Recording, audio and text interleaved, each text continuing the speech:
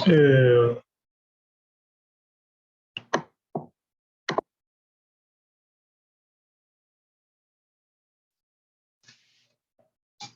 this is my presentation for evidence 3 of contemporary world.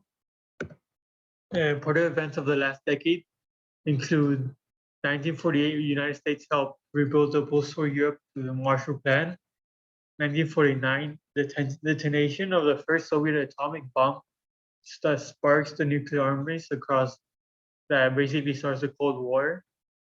From there, 1950s into the 1960s, the U.S. Civil Rights Movement kicks off decades of protests, reforms, and just overall protestants in over all of America and some around parts of the world.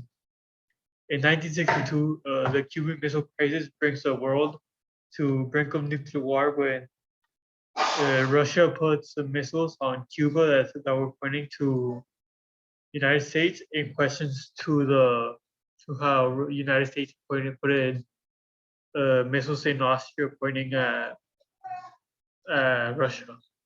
In 1969, the Cold War sparks the birth of the internet, and that starts the Google and many of the technologies that we have today.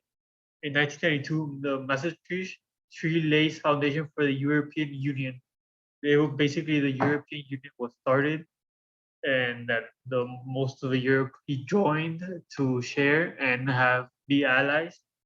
Then in 2001, 9/11 attacks lead to the United States to launch 2 wars in the Middle East against Al Qaeda.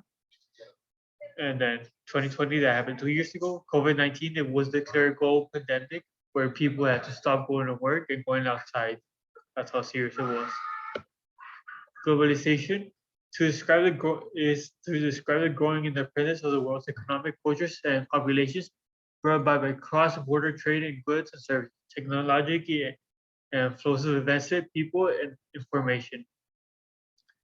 Why did the globalization emerge? Globalization emerged because people from different regions of the world started meeting each other and trading stuff that those people didn't have available in their region. This is a photo.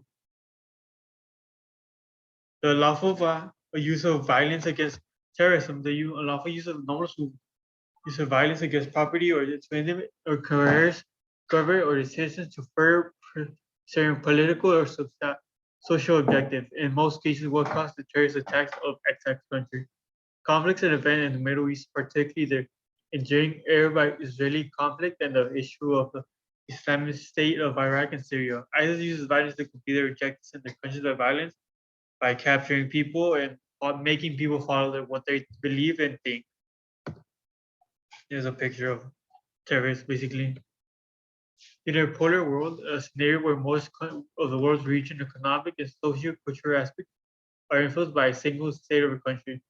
How does the end of Cold War relate to with the unipolar world? The end of the Cold War relates with the unipolar world because when the Soviet Union fell, the United States became the country leading the world with unparalleled military might because they didn't have anybody to compete with them anymore. Then the United States was the lead in the whole world and how the world worked. Basically, this is a photo of the U.S. controlling everything in the world, basically, like having the first option of everything.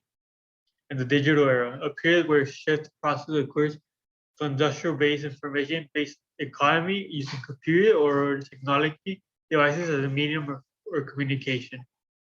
How has the digital era influenced today's society? The digital era is a major influence of how society is today.